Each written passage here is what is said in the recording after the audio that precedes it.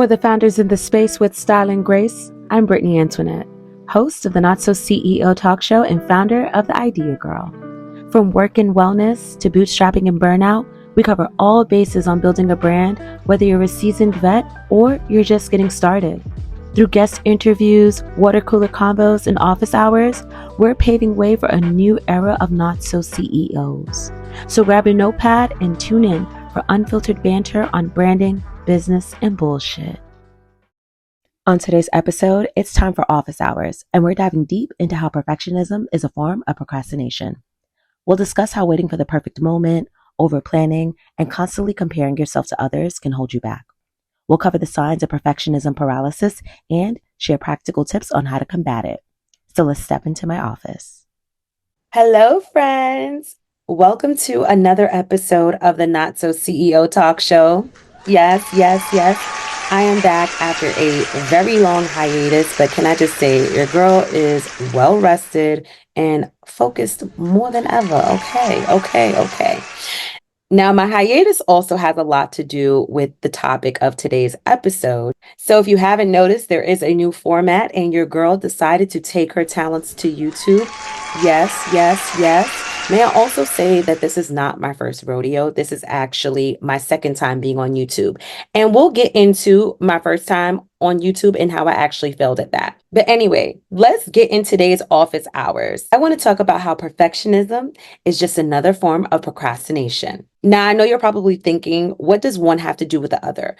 But just looking at my past experiences and being able to identify my own patterns and close friends and family, I was able to make this connection. So I'm hoping this may resonate with you and may give you some of the answers that you may have been looking for.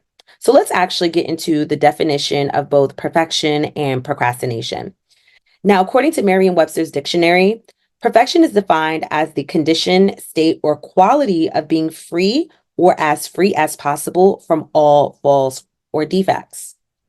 And according to Oxford Languages, procrastination is defined as the action of delaying or postponing something. Now, what does one have to do with the other? Because they're not synonymous terms. But again, I was able to see connections through experiences that I had and just being able to identify certain patterns.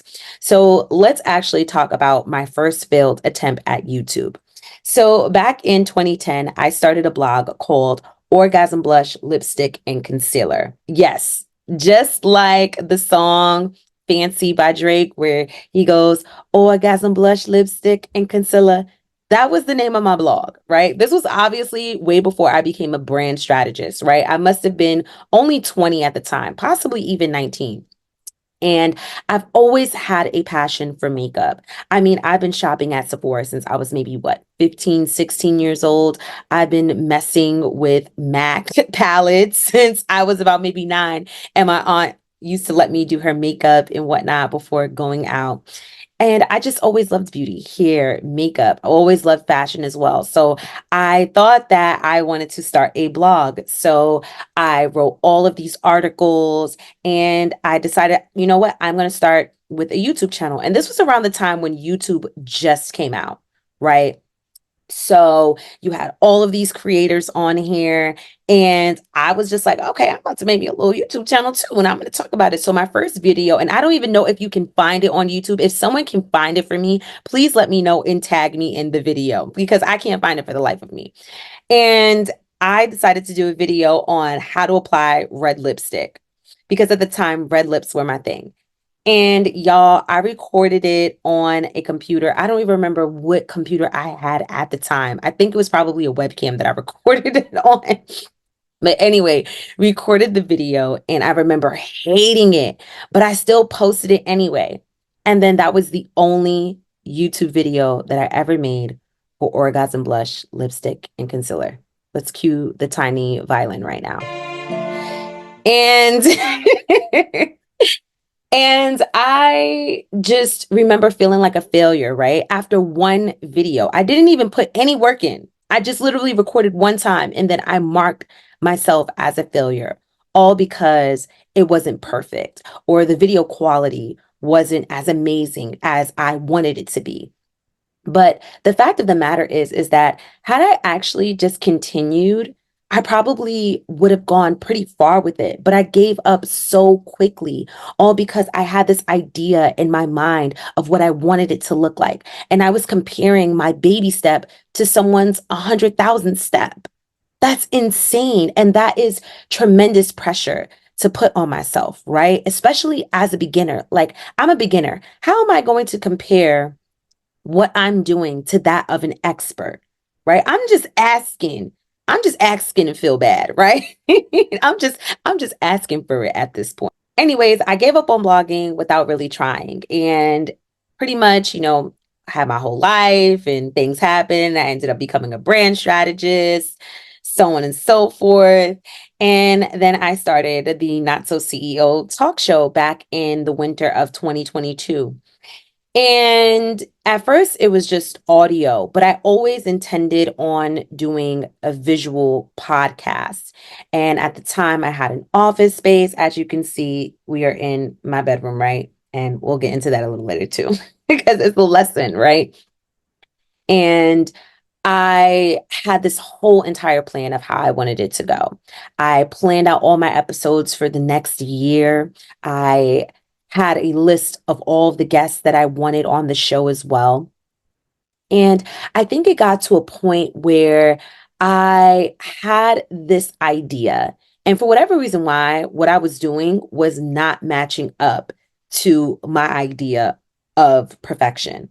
So after recording a few episodes, I decided, okay, you know what? It's time for us to do visual.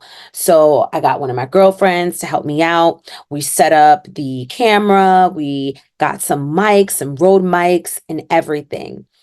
And it wasn't until after I shot the episode that I realized that in my office at the time, we were recording directly underneath the AC. So you could literally hear the vents going. And I think it was at that point in time, I might have recorded just one more episode. I had given up because I wanted my idea for the Not So CEO talk show to be perfect. I wanted it to be flawless. I wanted it to be exactly how I pictured it in my mind. But the problem was that I was a beginner, right? I was new to creating a podcast. Therefore, I wasn't acclimated with the challenges of trying something for the first time and not doing as well at it. Now, growing up, I have always been a perfectionist, but my perfectionist has always gotten in the way of me taking action and doing things. And just because something isn't the exact way you envision it in your mind doesn't mean that it can't possibly get there. So here we are. We're on YouTube. We're doing the things. I ordered a webcam a few weeks ago, didn't like it, but I said, you know what? I don't give a damn. I'm going to use my MacBook camera and call it a day, right? Because done is better than perfect. And I'm also recording in my bedroom. I don't have an office space anymore. And right now, the budget isn't budgeting for me to record outside. So in my bedroom, we are. And that's okay. Eventually, I will get to the point where I have the space of my dreams to record my talk show. But how am I ever going to get there if I'm not just starting, right? And using what I have to get to where I want to be. So here are some signs that perfection may be holding you back. Number one, waiting until things are perfect so you can begin. Now, I know a lot of us are like, we're going to wait until this relationship happens. We're going to wait until we get this job. We're going to wait until we get this degree. But one thing that I've learned is that you live every day, but you only die once. And so many of us are waiting for the perfect moment to do what we want to do, to live out our heart's desires, to put ourselves out there. We're just waiting for that right moment. So some cool animal facts, right? If you've noticed, lions, cheetahs, tigers, they never wait for the perfect time to hunt their prey.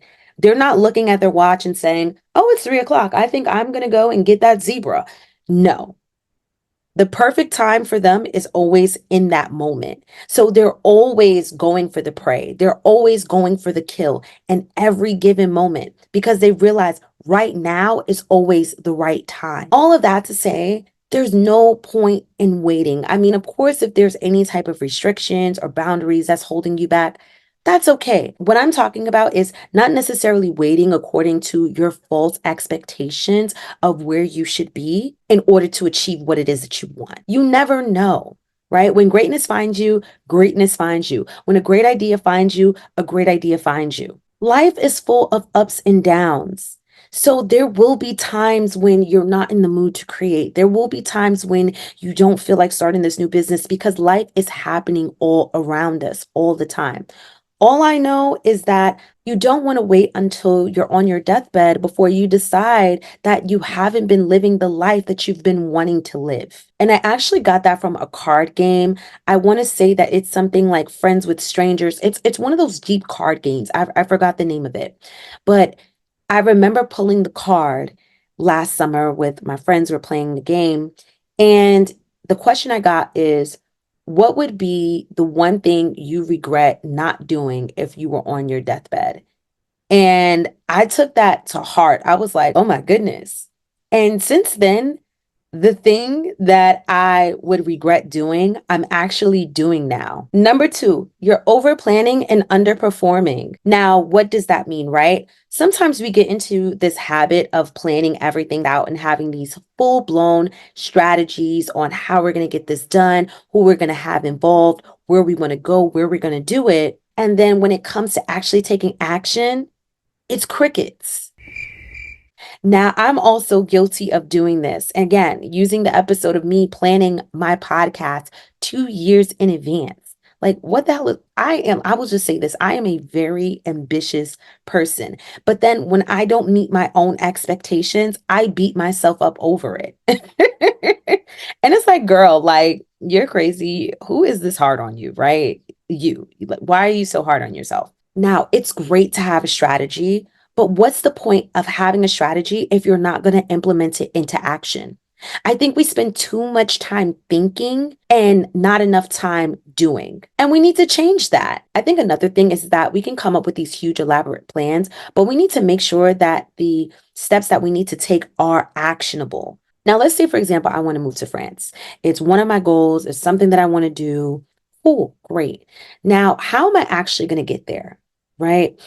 You can start by learning the language. You can start by getting a tutor. You can start looking into the visa process. These are all actionable steps. The problem is that we come up with these huge goals and these huge plans, but then we get upset at ourselves when we don't meet our own expectations. Again, make sure your plan is actionable to avoid disappointment. Number three, comparing yourself to people who have already figured it out. Now, I have this saying, they say comparison is the thief of joy. I would like to say comparison is the thief of launching.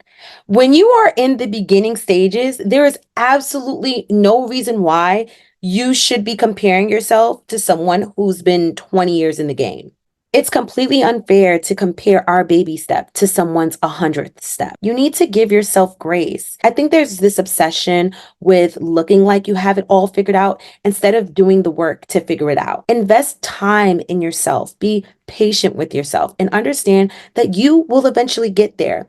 And just like that person who's on their 100th step, they had to start from 1 to 2. They had to work their way to 10 to 50 in order for them to get to 100. You can't just skip from 100 in the beginning stages and have the success at someone at their 100th step. It's not fair to us and it's not fair to them. Do not let comparison keep you from launching or putting that idea out there. You are uniquely you. There's no one like you out there. So stop comparing yourself. Now, it's great to benchmark and to look at people as forms of inspiration, motivation for where you want to eventually get to. But again, your first step isn't going to look like theirs just because you're just starting out. So be okay with being a beginner. Be okay with being a novice. Be okay with knowing that you might not be an expert now, but you may be an expert someday. And just give yourself that grace. Number 4.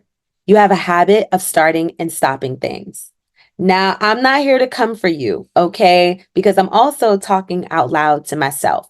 But sometimes when we're not seeing the results that we want to see, or we're not moving at the pace that we want to, we tend to stop the things that we're starting. But how are you ever going to measure your progress if you're stopping all the time. When you can't see things into completion, you're always going to end right back up at the start line. You need to bring yourself to the finish line to even see whether or not you're liking what you're doing. It's like you start, you stop, and you head right back to the start line, even if you're picking up something new. We need to get into the habit of completion. Now, I know this may be harder for people who suffer from specific mental health conditions, but if you can, try to see things to completion. You will feel so proud of yourself seeing something go from 2 to 100%. You can't be upset at yourself for things that are not happening fast enough, right? Success is not microwavable and it doesn't happen overnight. Even if you stop, give yourself time to come back to it. The last thing you want is a bunch of unfinished tasks on your to-do list, and you keep adding more onto it the more you leave things incomplete. Now that we uncovered some of the signs of how perfection is holding you back, I want to get into a few tips on how to combat your perfectionism. Number one, give yourself enough time to try something out before quitting. Now, as I told you earlier in my story with my orgasm blush lipstick and concealer blog, I did not try it out for long enough before I decided to quit. It was just because I wasn't seeing my idea of success happen fast enough for me, which was why I quit. Expert status and star status is not going to happen overnight. You have to give yourself time to see what works and what doesn't. That way you can make any tweaks that's necessary.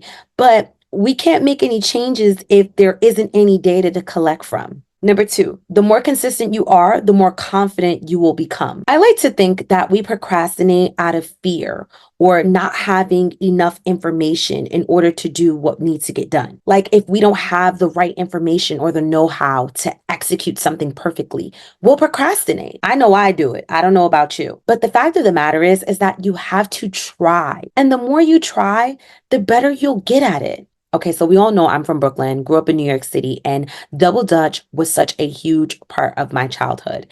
And I wanted to jump like the older girls. Mind you, I was like 9 years old, never jumped double dutch a day in my life. But I just knew I wanted to be just like the girls that were in the street doing all the tricks, playing DISS, Choice Sleeping Beauty, everything. So I remember just, I don't know, and it's crazy because when you're a kid, you just have this sense of fearlessness and you're not afraid to fail the same way you are in adulthood. But I remember jumping double dutch every single day outside for years, and I did not get into the rope. Actually, I want to say that it took me a whole entire year before I made it into the rope. My friend, she would tie the rope to the gate. She would be on the other side and I would try to jump in every single time, would never make it. And then finally, I want to say maybe a year later, it was at her birthday party. Somebody was turning and it was my turn to go. And I jumped into the rope and I made it. I'm talking, I must have attempted this 100 times over the past year. And this was the first time I got into the rope and I jumped. Can I tell you, ever since that one time, I would like to consider myself, I mean, I can't do flips, but I can definitely do some tricks. But I'm a great double dutcher now because I never gave up on myself. I never stopped. I kept at it, even if I sucked, because eventually I was going to learn. Eventually I was going to do better than I was the first time, right? And I bet my first time in comparison to my 100th time, my 100th time was probably a lot better than that first time. Had I given up after the first few tries, I probably would not be as great as I am now today, which now leads me into tip number 3. Don't be afraid to fail. I feel like a lot of times we have this idea of being the greatest at something without even trying. Like, how is that possible? I mean, LeBron did not come out of his mother's womb knowing how to play basketball at the capacity that he now knows how to today. We all have to start somewhere, and failure is one of our greatest teachers. How will we ever know we're doing something right if we don't know what it's like to get it wrong? There are so many lessons in failure, like how to get it right the next time, what you can do better. It's a way for you to measure your successes. Don't necessarily feel like failure is an end all be all. Failure does not determine your value. Failure does not determine how well you are at something, but you actually fail when you don't start. You fail when you don't try. You fail when you don't begin. You get better by doing and not just sitting on the sidelines. Which brings me to my last tip, number 4. Better done than perfect. Again, a lot of us may suffer from this, but I got to a point in my life where I was starting to resent my perfectionism and my wantingness of having everything right the first time. Because I look at it and I'm like, wow, Brittany, you would have gone so much further had you not given up, right? When you look at Jackie Aina's videos from back in like, I don't know, the early 2000s, and you see her content in comparison to now, starkly different, but you can see the growth. And that's the thing, right? Growth is not this one shot deal where you start from point A and then you instantly get to point Z. You're going to have to get to point B, to point C, and then sometimes go back to point A in order for you to get to point Z. Sometimes you just need to put yourself out there and give yourself space and give yourself grace. I mean, you can always correct things, but you need to base your corrections on a starting point. And if you didn't start, what is there to correct? I mean, like you can always improve, but how are you going to improve on something if you haven't even started? I know we sometimes look at perfectionism as the end all be all, but progression is where the gold is. As human beings, sometimes we tend to be so hard on ourselves for where we are that we actually don't acknowledge how far we've come. Granted, I might not be in my dream studio recording, but to even get to a point where I'm comfortable with recording on my MacBook and having a mic and doing it on my own, I'm a lot more braver. I'm a lot more courageous. And we can't overlook those things. I remember reading in Bell Hooks All About Love. If you can read that book, please do. This lady is a genius that will live on forever. And I remember her talking about her journey and wanting to be perfect. Her definition of perfection literally changed my life. Bell Hooks mentions that perfectionism is when you're in the process of constant refinement. So perfectionism or being perfect isn't an end all be all. It's not a finished product. It's getting better at something at each attempt, at each try. You're getting better and better and better. And that's what perfection is. The more you refine yourself, that is how perfect you will become. Again, it's not an end all be all. It's not a destination. Being perfect isn't a standard. It's a journey, one that takes refinement, plenty of fuck ups, plenty of failures, plenty of mistakes for you to know better so that way you can do better. Do you feel that perfectionism gets in your way of progression? Let me know in the comments. Thank you for stepping into my office. Thank you for tuning in to today's office hours. And if anything that you take from this, I hope that you learn to take the leap and to bet on yourself. Right now is the perfect time. Bye. Thanks for listening and tuning in to the Not So CEO Talk Show. If you want to keep the conversation flowing, don't forget to hit subscribe and follow us on all social media platforms at Not So CEO. You can also stay in the loop by stacking our newsletter, The Paper. Until next time, remember, being self-made shouldn't compromise self-care. This is Not So CEO, signing off.